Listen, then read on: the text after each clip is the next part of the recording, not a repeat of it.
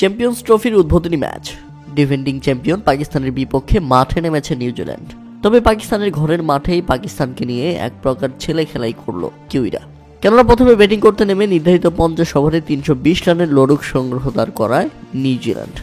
দলের হয়ে সর্বোচ্চ 104 বলে 118 রানের অপরাজিত ইনিংস খেলেন টম লাথাম।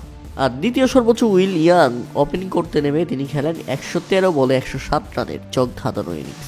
শেষ দিকে গ্ল্যান ফিলিপস তিনি খেলেন 39 বলে 61 রানের ঝড়ো ইনিংস, যার সুবাদেই মূলত নিউজিল্যান্ডের স্কোরবোর্ডে 320।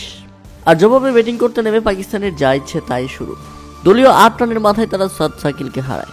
এরপর উইকেটে এসে থিতু হতে পারেননি মোহাম্মদ রেজওয়ান। ফখর জামান ব্যথা পেয়েছিলেন ফিল্ডিং করতে নেমে। ব্যথা নিয়ে লড়ে যাওয়ার চেষ্টা করেন, তবে সুবিধা করতে পারেননি। তার আগে অবশ্য সহজ ক্যাচ মিচে 24 রানেই জীবন পেয়েছিলেন ফখর জামান, তবে তাতেও সুবিধা করতে পারেনি এই ব্যাটসম্যান। কেননা তিনি ফিরেছেন দলীয় 69 রানে এবং তখন পাকিস্তান হারায় 3 উইকেট। 41 বলে 24 রান করেন ফখর জামান। এরপর উইকেটে এসে দারুণ খেলতে থাকেন সালমান আলী আগা। মূলত এই ব্যাটারি জয়ের খিদা নিয়ে ব্যাটিং করছিলেন।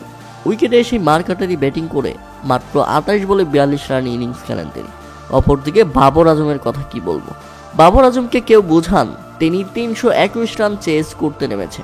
আর 321 রান চেজ করতে নেমে তিনি যেভাবে ডট বল খেলা শুরু করেছেন তাতে দল আরো বেশি চাপে পড়ে যায়। 321 রান তারা করতে নেমে 81 বলে 50 করেন বাবর আজম। মানে কল্পনা করতে পারছেন পাকিস্তানি ভক্তরা, এটা যদি একটা তারকা ক্রিকেটারের ইনিংস হয়। আর সেখানেই তো হেরে গেছে পাকিস্তান। কেননা বাবর আজমের কাছ থেকে জেতার কোনো ইচ্ছাই ছিল না ব্যাটিং এর প্রতিক্রিয়া অনুযায়ী, এবং শেষ পর্যন্ত তিনি ফিরেছেন 153 রানের মাথায়, করেছেন 90 বলে 64 রান। আর বাবর আজম আউট হলে মূলত সেখান থেকেই ছিটকে পড়ে যায় পাকিস্তান। কেননা একমাত্র ব্যাটার ছিলেন কেবল খুশদিল শাহ, এবং খুশদিল শাহ যেভাবে মেরে খেলছিলেন তাতে মনে হচ্ছিল পাকিস্তানের স্বপ্নটা বেঁচে থাকবে, কিন্তু না, কারণ তাকে সঙ্গ দেওয়ার মতো কেউ ছিল না। তাই তো 49 বলে 69 রানের দারুণ এক ইনিংস খেলে তিনি ফিরলে 229 রানেই পাকিস্তান হারায় 8 উইকেট, এবং সেই সাথে পাকিস্তানের লজ্জাজনক হার। নিউজিল্যান্ডের বিপক্ষে কোনো ধরনের পাত্তাই পেল না ডিফেন্ডিং চ্যাম্পিয়ন এবং চ্যাম্পিয়ন ট্রফির আয়োজক পাকিস্তান। প্রথম ম্যাচেই হার বরণ করে নিতে হলো তাদের।